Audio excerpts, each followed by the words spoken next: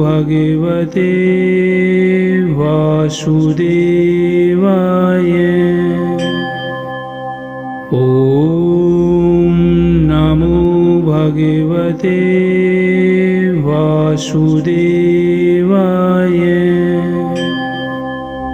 ॐ नमो भगवते वासुदेवाय। ॐ नमो भगवते वासुदेवाय। ॐ नमो भगवते वासुदेवाय। ॐ नमो भगवते वासुदेवाय। ॐ नमो भगवते वासुदेवाय।